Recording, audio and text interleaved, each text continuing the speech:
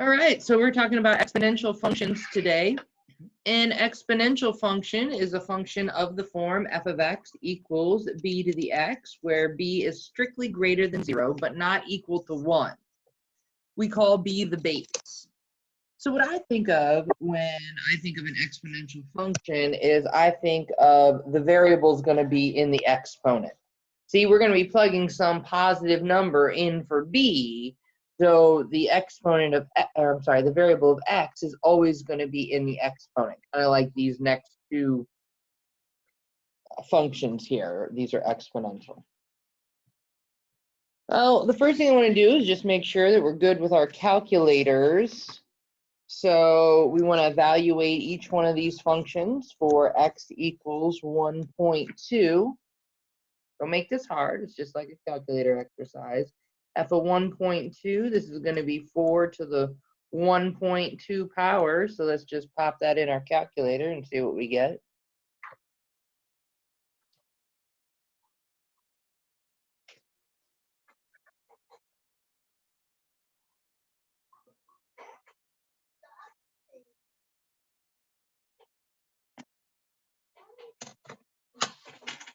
Anybody get an answer? 5.278. All right, we're going to the nearest hundredth, so let's make that just 528. Anybody having any issues? I can still fix your calculator over Zoom. I just did that for somebody in my last class. So if you're having any calculator issues, I can still help you over the computer. All right, the next one, g of 1.2. This is the same as, right, 6 to the 3 minus 1.2 power. If you wanted, you could plug it all in your calculator right now. Just be sure that 3 minus 1.2 is in parentheses, but personally, I'd probably just simplify that before I plugged it in. 6.18, and then I'm way less, 6 to the 1.8 power, then I'm way less likely to make a silly error.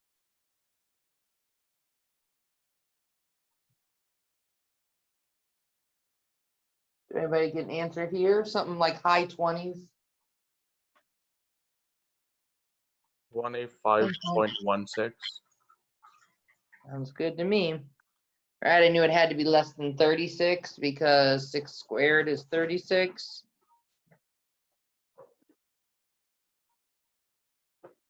So our exponential functions and its graph has some general properties that we can talk about. So our general function, and this is like the parent function, we're going to be graphing exponential functions by transformation.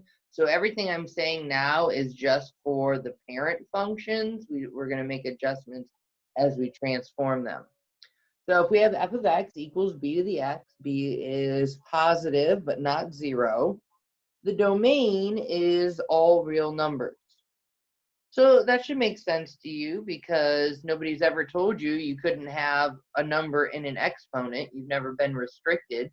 We've plugged in positive numbers, negative numbers, fractions, decimals, anything like that can be an exponent. So our domain is all real numbers. The range is going to be only the positive numbers, 0 to infinity. Oh, that should make sense because if our function is f of x equals b to the x, and then it goes on to say that b has to be greater than 0. If you take a positive number and raise it to any power, you're still going to get a positive number. Because remember, even a negative exponent doesn't turn the number negative, it just like takes it to the other side of the fraction. So a positive number raised to any power is always going to be positive. That's why we get a range of 0 to infinity. There is no x-intercept because 0 is not included in the range. There will always be a y-intercept at 0, 1. Again, that one kind of makes sense for our exponent rule. If we plug in 0 for x, we get b to the 0. And anything raised to the 0 power is always equal to 1. Exponential functions have a horizontal asymptote, and that horizontal asymptote for the parent function is always on the x-axis. When your b value is greater than 1, the graph is going to rise from left to right, so it's going to look something like this. But if your b value is something in between 0 and 1, your graph is going to fall from left to right, something like this. And the graphs of these functions are 1-to-1. And we can see just by my little quick sketch there that they are both passing the horizontal and vertical line tests. I wanted to add a comment about why they say that b cannot be equal to 1. The reason that they exclude the base value from being equal to 1 is because 1 raised to any power is always equal to 1. So we're not going to end up with a graph that's shaped like either of these drawings. What we're going to end up with is just a horizontal line through 1, and a horizontal line is not exponential. So that's why they exclude 1 from being our base value.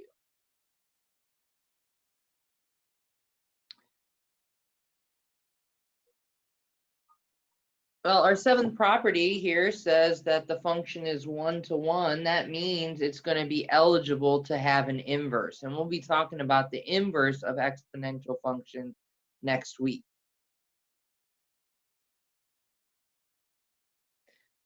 Any questions so far?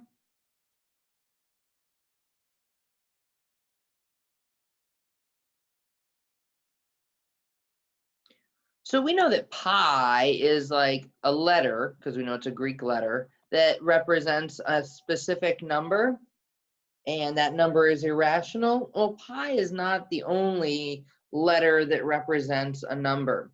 Another one that is used very frequently is e.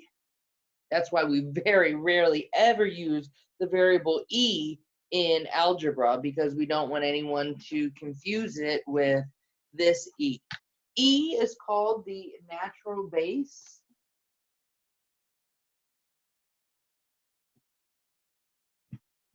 It is,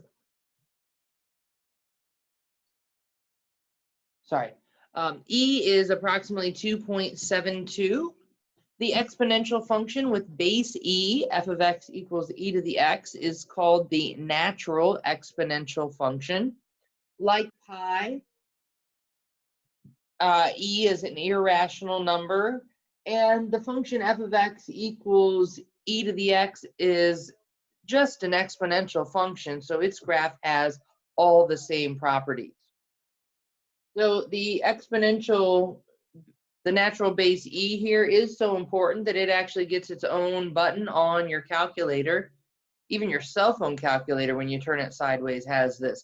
If everybody looks on their calculator, you're going to see an e to the x button. Not to be confused, some of you guys have an EE button, not to be confused with that, but you'll see you have an e to the x button. It might be second to the LN button on your calculator. So you'll definitely need to we'll be using that function on your calculator. So if anybody has any trouble finding it, please be sure to let me know.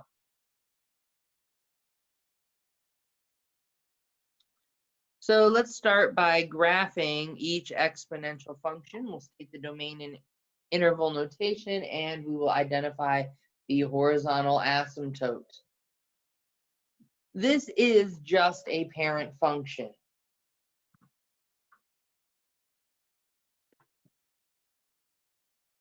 I know that it is just a parent function because it's all it is a number raised to the x power.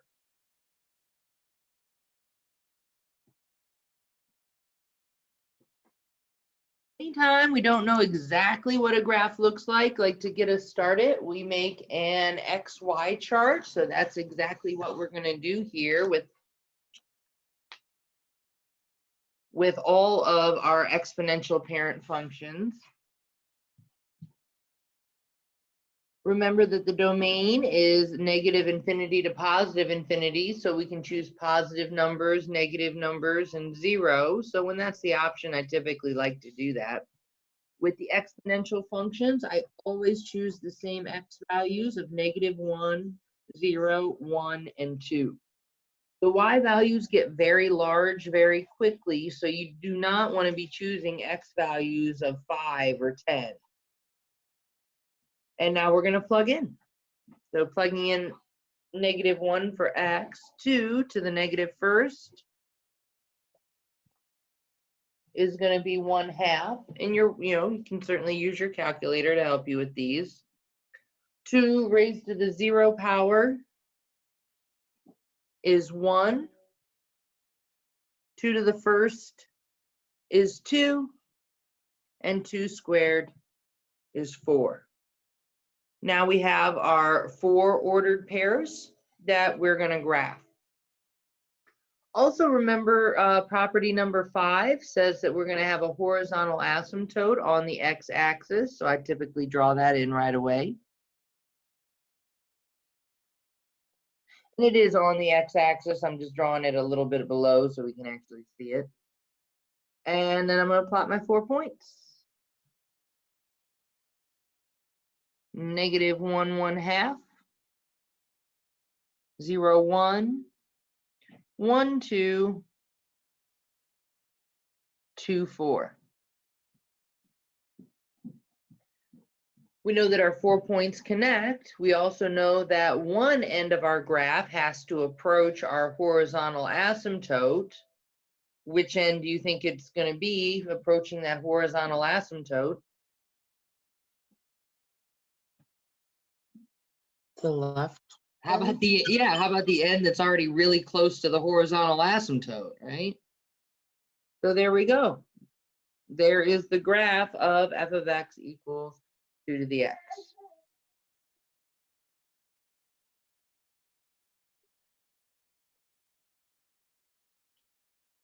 We want to state our domain and range in interval notation and also write the equation of our asymptote. What is the domain of our exponential?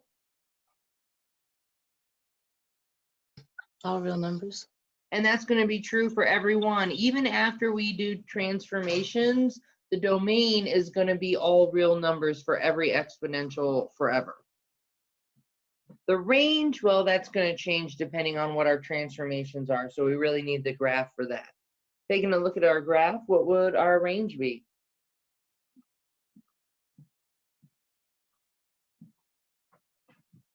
Zero to infinity. You got it, not including 0 to positive infinity. And lastly, we want to write the equation of our asymptote, which is a horizontal asymptote right on the x-axis. Horizontal lines are always y equals a number, and it's located at y equals 0. Questions on graphing this exponential?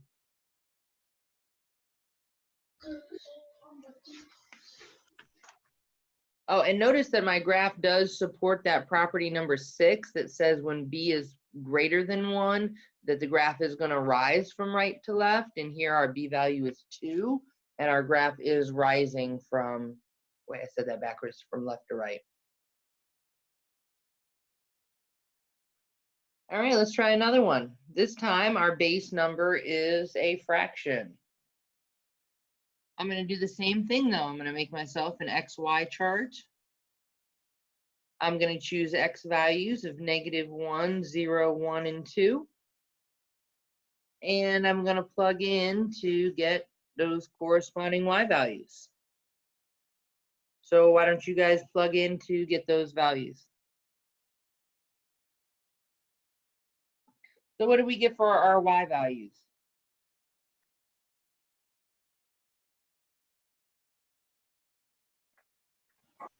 Uh, 3, 1, 1/3, and 1/9. Sounds great to me. So let's plot these, remembering that we're going to have a horizontal asymptote on our x-axis. And then we have the points -1, 3, 0, 1, 1, 1/3, and 2, 1/9. We're going to connect our points with one end of our graph tending towards the asymptote, and it's going to be the end that's already really close to the asymptote.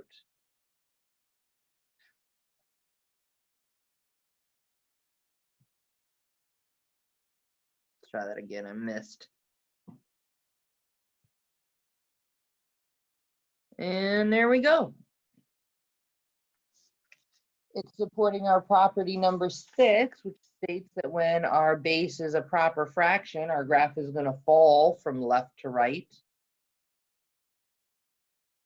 Let's state our domain, range, and the equation of our horizontal asymptote.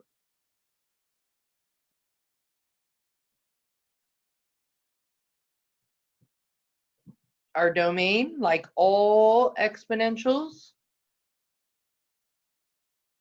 negative infinity to infinity. Our range, since we haven't transformed it in any way, 0 to infinity. And lastly, the equation of our horizontal asymptote, y equals 0. Questions at all? Yes, I have question. Yeah. For horizontal asymptote, for all exponential equal almost 0, y equals 0. Say that again, Layla. Horizontal asymptote.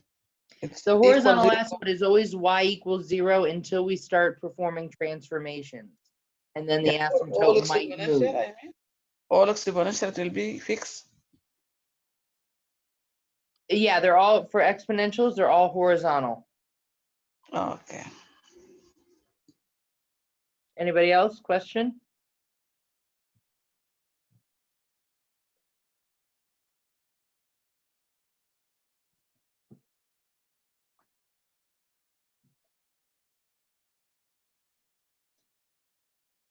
All right, so now let's introduce some that actually have some transformations. We can tell that we have transformations here because it's more than just a number raised to the x power. Remember, when we do graph by transformation, we like to look for things that are inside the function versus outside the function. The inside portion for exponential functions is the exponent.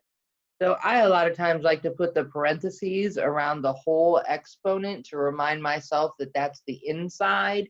And we were really used to seeing parentheses when we were doing graph by transformation. So that can help us. We see that we have multiplication by a negative on the inside and +1 on the outside of the function. So let's start with our plan. Since we're going to be graphing by transformation, we want to start with our parent function, which is a number raised to the x power. So what's that base value going to be?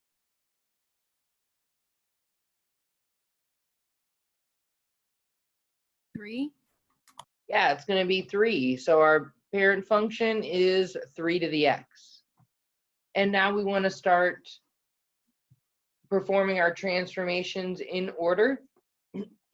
I'll run through them fast just because it's been a little while to give us a review. Remember, the first thing we're looking for is a horizontal shift. We recognize that is happening when we have plus or minus a number inside the function. Do we have that? No. No. Nope. So then we're looking for a horizontal reflection. We recognize there's going to be a horizontal reflection when we have multiplication by a negative inside our function. Do we have that? Yes. Yes. Sure do.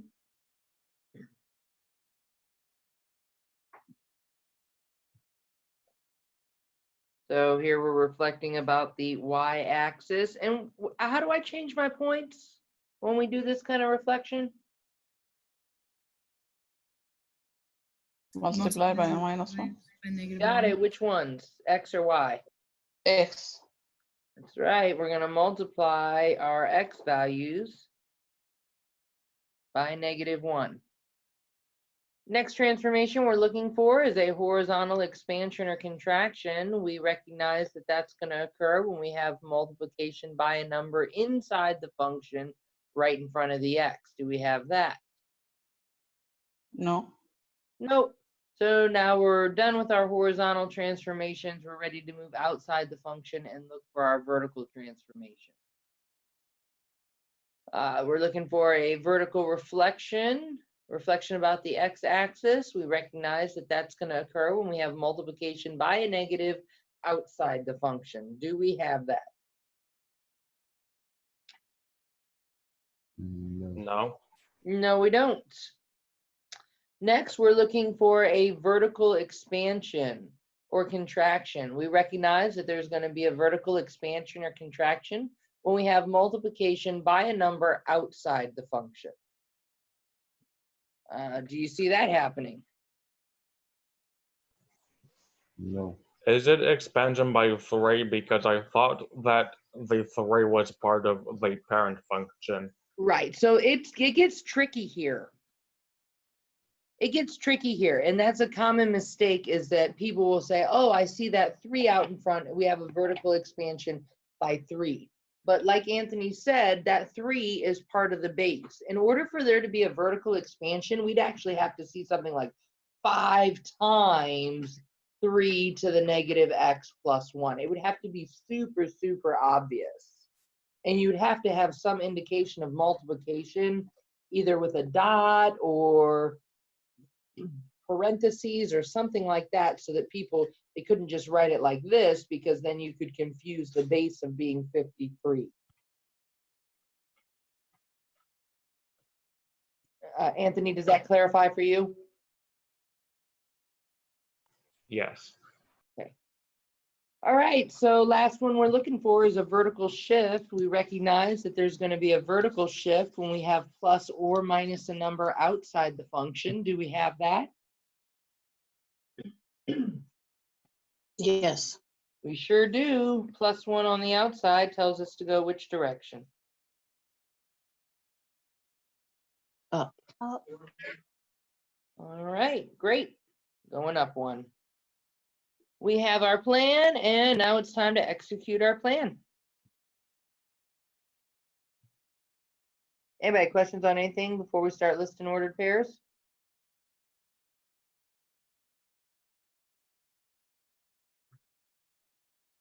All right, well, let's start with our parent function, 3 to the x. Here we're making our xy chart, where I'm always choosing x values of -1, 0, 1, and 2.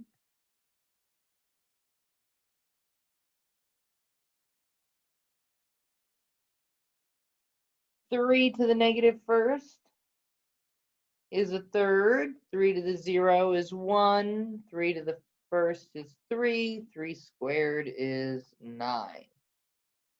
So there we have the points for our parent function.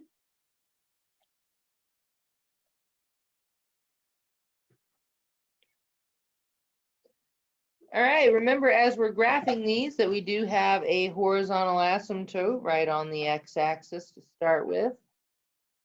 And then we'll plot our points. -1, 1/3, 0, 1, 1, 3, and 2, 9.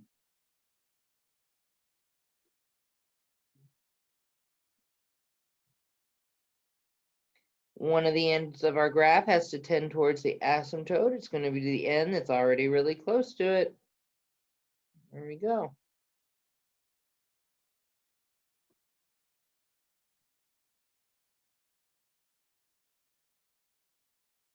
Questions on graphing the parent function?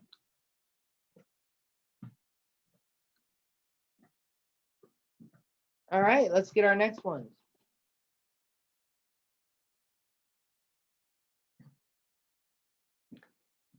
All right, next, the first transformation is a reflection about the y-axis. So we're going to have the mirror image now on the left and the right side of our y-axis. We'll get our points.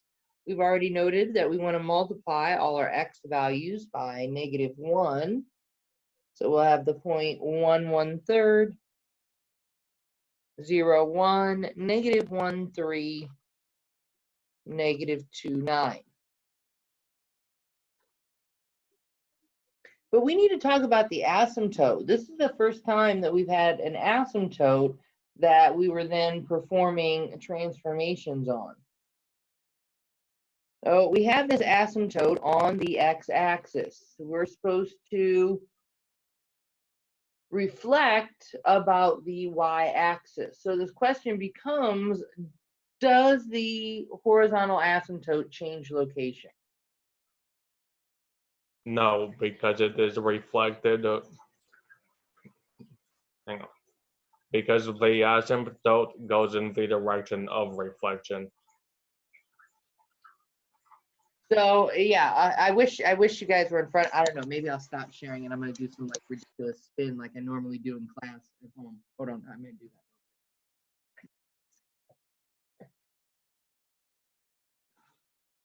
So usually what I do in class is I'll stand up and I'll be like, all right, you got this asymptote like, oh. You got this asymptote like this, and now when I do a reflection, it's still here. So even though I've spun around, it's still kind of located in the same horizontal location. I don't know. I don't know if you guys could see that, if that was helpful at all. But yeah, what's happening? But it's still in the same spot. It's just swiveling that way. It hasn't moved up or down. It's still in the same horizontal location. Well, technically it doesn't swivel because there's no z-axis, but we Yeah. get what you mean. Yeah, smarty. Look, like this. There we go. It's rotating like that. All right. My spin move is cool when we're in the classroom. Not shoved next to the refrigerator. All right, let's go. So the answer becomes no. The horizontal asymptote does not change location.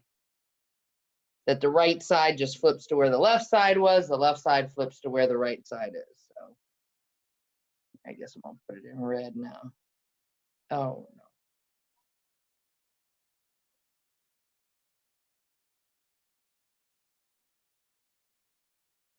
But we are getting new points, and I am going to see that mirror image.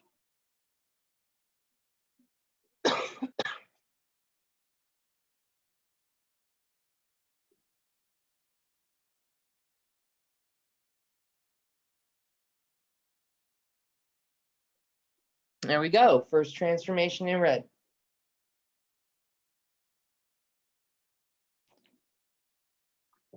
Questions on that second graph?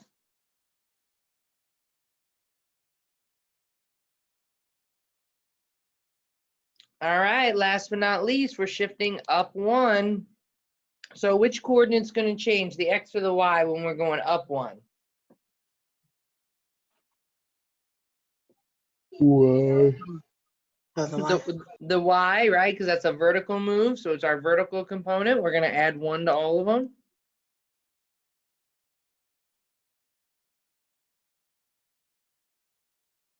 It's like the only time you'll see me write a mixed number.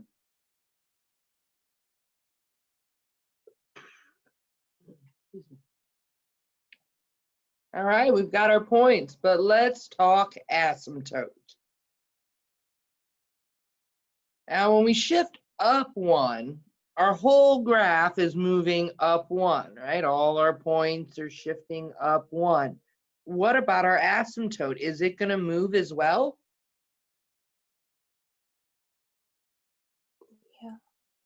Yeah, it does. See, we need to maintain this distance. Look at the amount of distance in between this point here and the asymptote. If I don't move the asymptote, that distance is now going to be this much, which is not even close to the same. So a horizontal asymptote always moves when you have a vertical shift.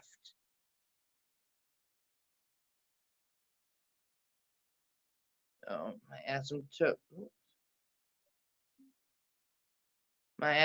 is moving up to here. And then we have our points and one end, the end close to the asymptote tends towards it. There we go. Final answer in blue. Questions on that?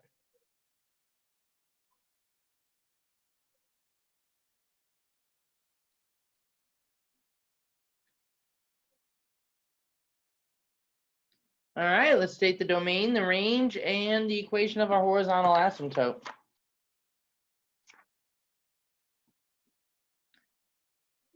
And remember, we're always basing these answers off of our blue graph because that was our final graph. What is the domain?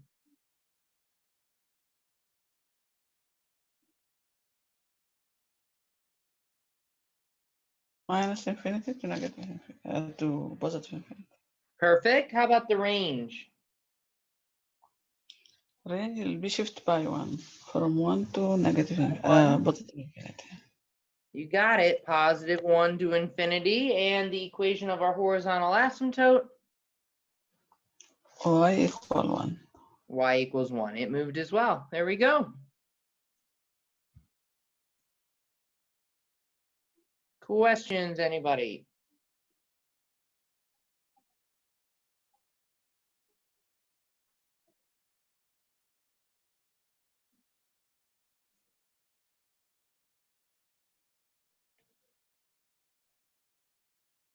All right, so here we want to graph f of x equals negative 2e to the x minus 4 power. Graphing it by transformation. So right away, I'm going to take my exponent and throw it in parentheses since that's like my inside function. And we're going to outline our plan. We want to start with our parent function. What is our parent function going to be?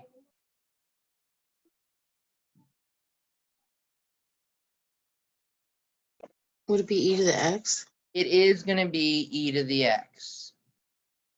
You want whatever's closest to that exponent. All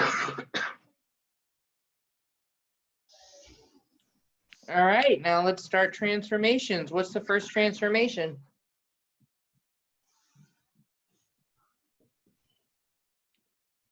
Horizontal shift. A horizontal shift, that's right. We got it right here. This minus 4 on the inside tells us to go which direction? To the right. We're going to be going right 4. Great. What will our next transformation be?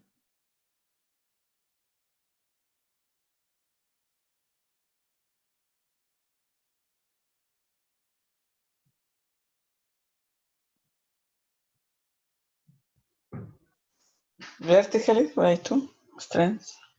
So you can actually either do the vertical reflection or the vertical expansion in either order. It doesn't make a difference. Okay.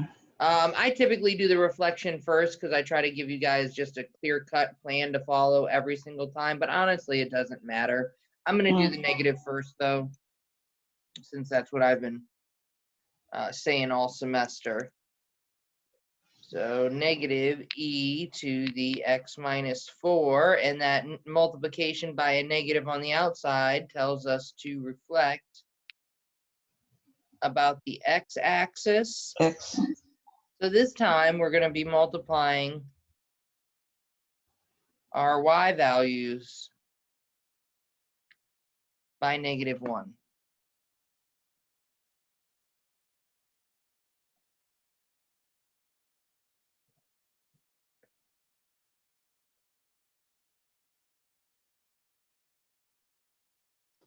All right, last transformation, which is our last one.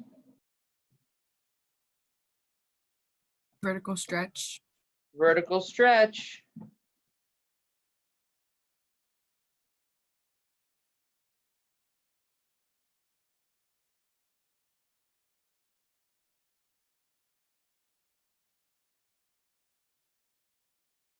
And to get this vertical expansion, we'll be multiplying our y values by 2. Questions on our plan at all? Starting to feel refreshed on our graph by transformation.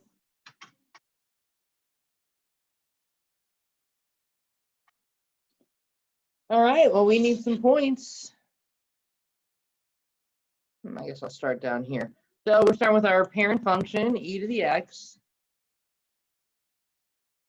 making our xy chart.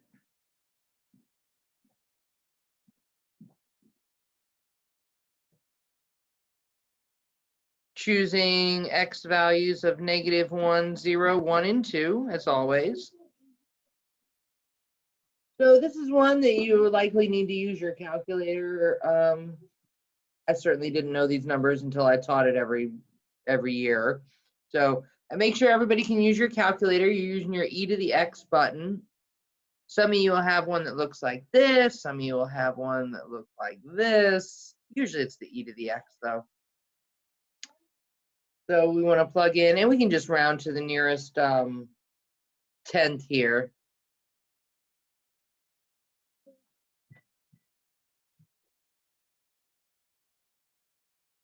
Everybody get, well, it's 0.37, but we can take it to 0.4.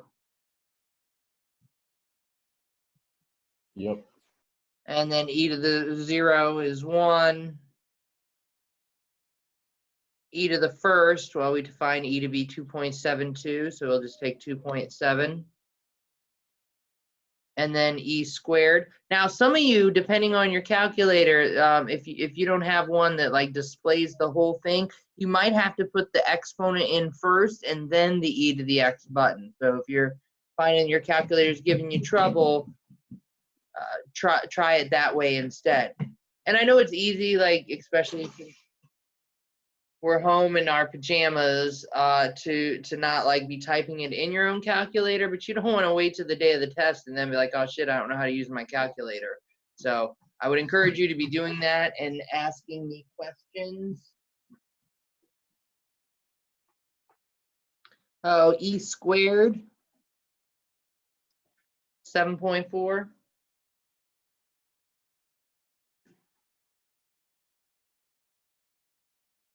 Everybody good on getting all those points? Anybody need any help with that?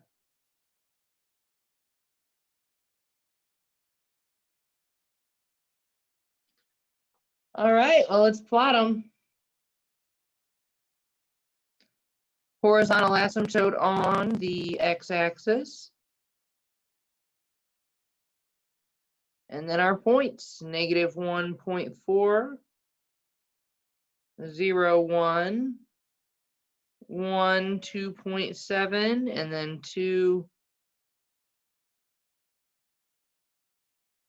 7.4.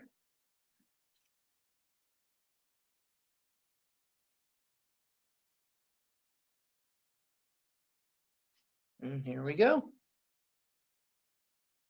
Graph at e to the x.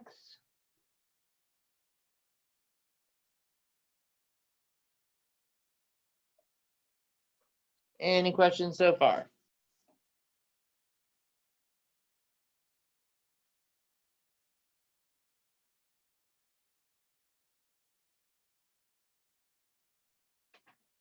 First transformation is to shift this right 4 units. If I want to write out my ordered pairs, which coordinate's going to change and how is it going to change?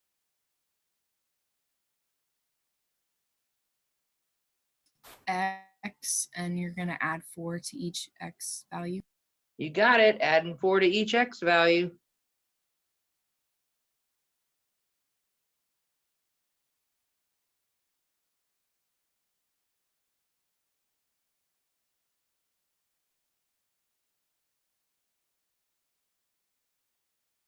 Y values stay the same. Let's talk about the asymptote. Is the asymptote going to move with this horizontal shift? No. No, it doesn't. See, right now we have this horizontal line that extends infinitely in both directions. If we slide it down 4, it's still a graph in that same spot extending infinitely in both directions. So it stays right where it is.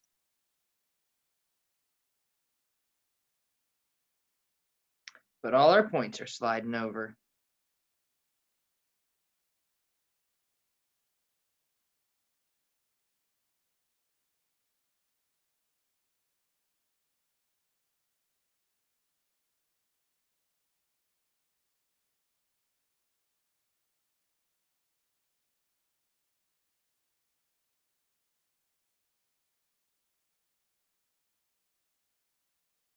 Any questions on our blue graph?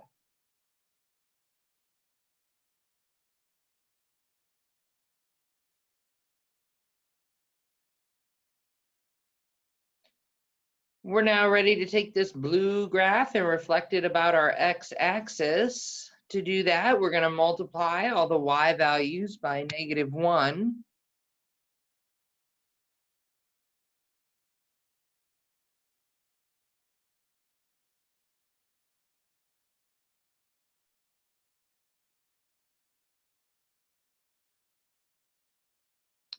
So there we go. We've got our points, but let's talk asymptote again. Is our asymptote going to move with this reflection?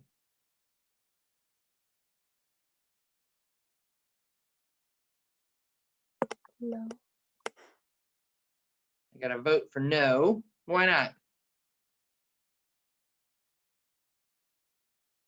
because when you reflect it, the end result, it's still getting closer to that axis. Okay, so let me expand on that a little bit. When we reflect about the x-axis, everything that becomes above, everything that was above becomes below the x-axis, and everything that was below switches and becomes above. But anything that's on the x-axis stays the same. Another way you can think about it is currently our horizontal asymptote is at y equals 0, and we noted that we're going to multiply all our y values by -1. That asymptote is a y value. Multiplying 0 by -1 leaves you with -1.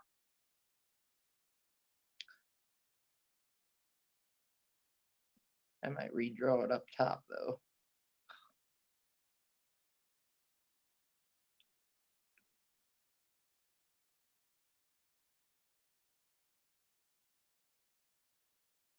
Just going to put it here just so it's out of my way, kind of. All right, and we got our points.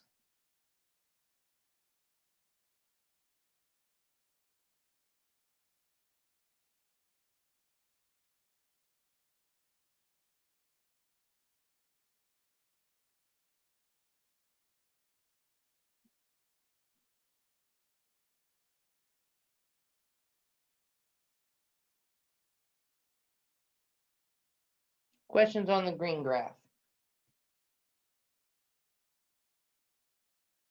Yes, I'm asking about the second pair should be negative before the y value, or it is Oh, positive? yeah, I never wrote it. Sorry, thanks. It's okay. I was There we go. gonna ask the same thing. I was really confused. Sorry. Sorry. There we go. Just making sure you're paying attention this morning. That's all.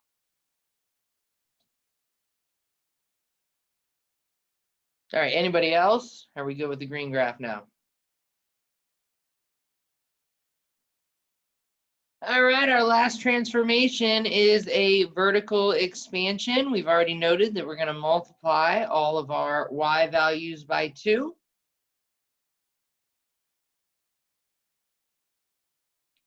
We're looking at -0.8, -2, -5.4, -14.8.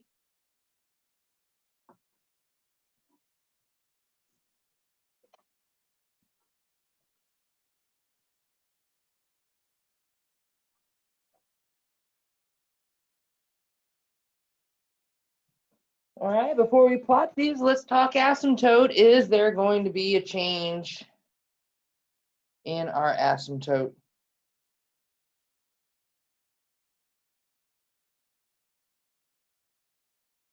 No, there will not be a change. There will not Because- be a change. Oh, go ahead. because expanding the graph doesn't actually move anything. Or Well, doesn't move the Okay, so asset that's itself not further. totally true. Expanding the graph expands things, but a vertical expansion, it expands on either side of the x-axis. And we can go back kind of that other rationale before, right? This is at y equals 0, and for this transformation, we multiplied the y values by 2. If you multiply that y value of 0 by 2, you still get 0. So it is staying right where it is, but our points are definitely moving.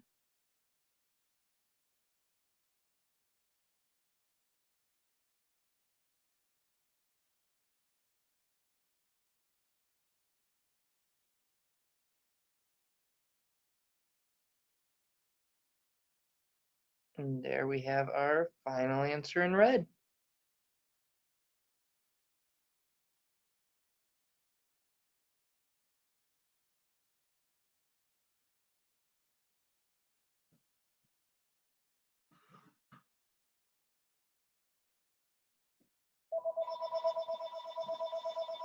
Hold on 1 second, please.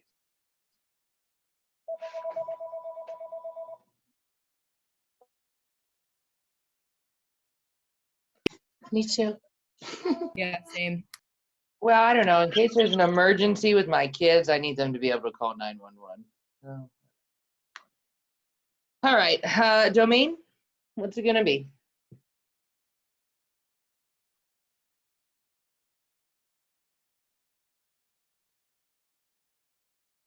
All real numbers. All real numbers. That's true for all of these exponentials. How about the range this time?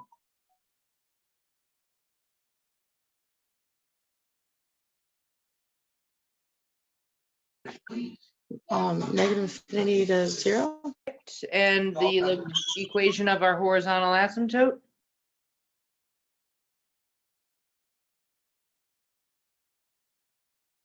Y Same as equals- 0. Y equals 0. So there we go. Any questions on graphing exponential functions?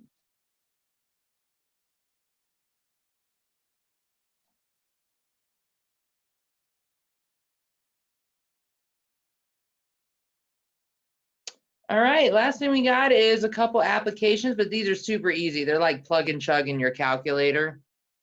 So if you don't have your calculator, I'll wait a minute for you to go get your calculator. Make sure you know how to use it here.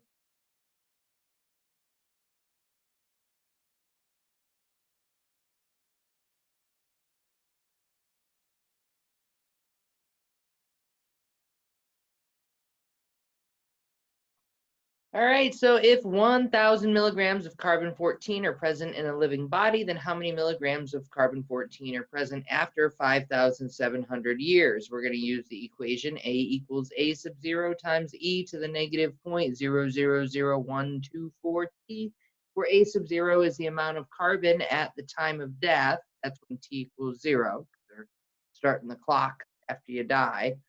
And A is the amount of carbon after t years. We'll round our answer to the nearest hundredth. All right, well, what are we finding? How many milligrams of carbon-14 are present after 5,700 years? So we're looking to find A. That's the amount after said number of years. So that means we need to have a number to plug in for A sub 0 and a number to plug in for t so that we can solve for just regular A. What is our A sub 0, our initial amount?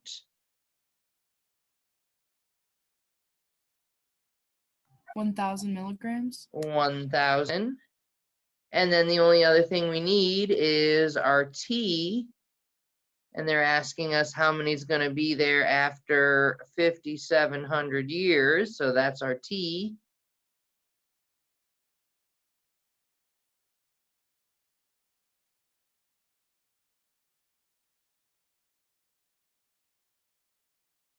And we just got to plug it in our calculator. I do not know what this answer is. Less than 1,000.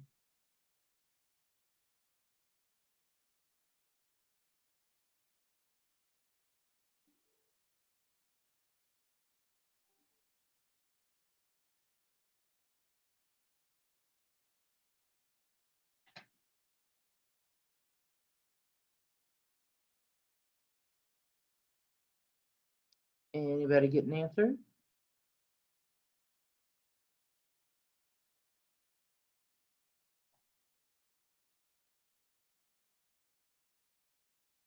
I don't know if I did it right. My house is pretty distracting, but I have 493.2. 493.2, Yeah, 2 something. What's the hundredth? 2, Okay. Anybody else get that? 2. Yeah, that's what I got. All right, and then we should have a unit. So our unit milligrams. Just plug and chug. We'll get into harder application problems at the end of the chapter, but for right now, they're just plug and chug. All right, well, let's look at the next one. Here, this is our compound interest formula. If a principal P is invested at an annual rate R compounded n times per year, then the amount A in the account at the end of T years is given by A equals P times 1 plus R divided by n raised to the n times P power. No, you don't have to memorize this formula. Although when I cover this in pre-algebra, I do make them memorize the formula. Okay, so if $5,000 is deposited in an account paying 6% compounded annually, how much will you have in the account in 4 years? We want to round to the nearest cent. So they're looking for us to figure out what the amount is. So we're looking for A. That means we need variables for, or numbers for our variables P, R, N, and T.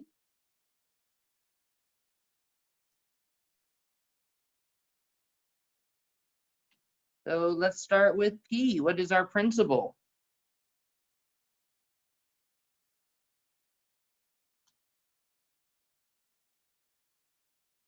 Principal, so the definition says principal is the amount invested, but it could be invested, borrowed. I know we don't think of it as an investment when we put something into a savings account, but we are earning 5,000. interest. So this is going to be our P. 5,000. R is our interest rate, which we have here is 6%, but anytime you're putting a percent into an equation, you want to convert it to a decimal first. We need to divide by that by n. N is the number of years number of times per year the interest is being compounded. How many times is ours being compounded? 1 year. Annually means once a year, so n equals 1. And then last but not least, we have our time. And this is really important with these interest formulas. Time is always in years in the formula. So if they give it to you in months, you have to convert it to years by dividing by 12.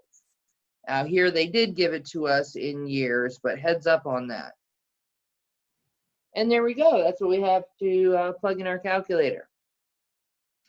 I would definitely clean this up a little bit before I plugged it into my calculator so I didn't make a silly error. Like, yeah, I don't even like the way I have this written. I thought it was 1.4 when I looked back at it.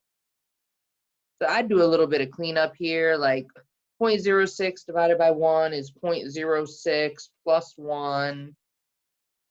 I'm going to make this 1.06, and then my exponent is just 4, and then plug that into my calculator.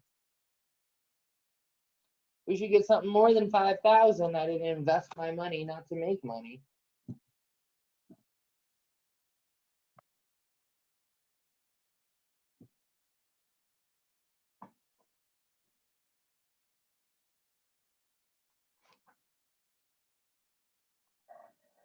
$6,312.38. Okay, I'm sorry. Can you say that again? 6,300.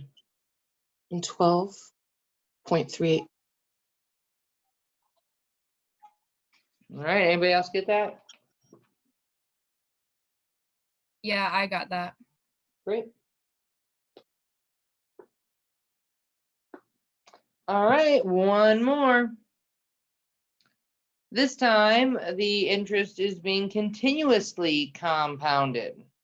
So slightly different equation. If principal P is invested in an annual rate R compounded continuously, then the amount A in the account at the end of T years is given by the equation A equals P times E to the RT power. Again, interest rate needs to be a decimal, time has to be in years. So we're going to do the exact same problem, but this time continuously compounded interest. So A is going to be 5,000 times E to the 0.06 times 4. And I would clean it up again before I plugged it in my calculator.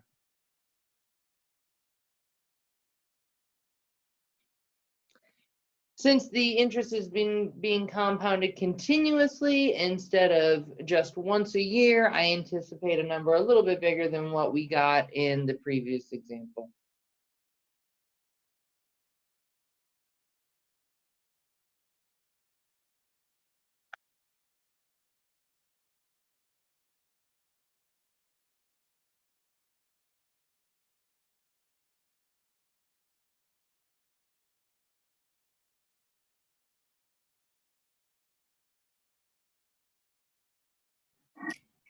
I got 6,356.25. Anybody else? That's what I got. Yes. Sounds good to me.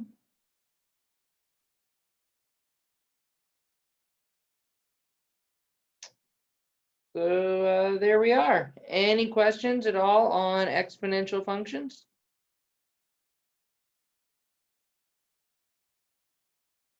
For the one example, the applications of exponential functions, how did you get that answer?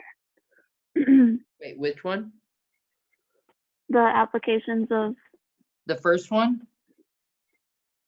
Because these are Yeah, all the first one. applications. Yeah, the heading was kind of just Yeah. application. So I'm sorry, what's your Oh, question okay. then? How did you get that answer? Because when I typed it in, I got something like completely different. Okay, so make sure that all of this is in parentheses when you do your E button. Try it again. Okay.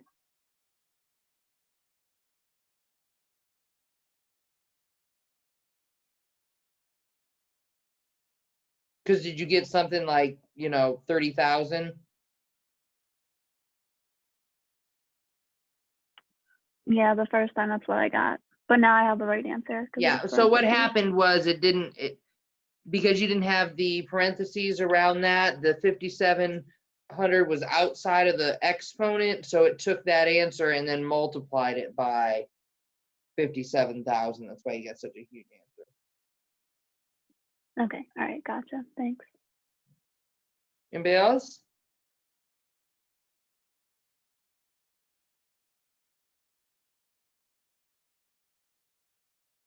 All right, well, that's all I got for today. If anybody has any questions and wants to stick around for office hours, great. Otherwise, I will see you on Monday. Thank you. Thank you. Thanks. Oh, and look for altered exam grades. Like I said, I'm gonna do that sometime today.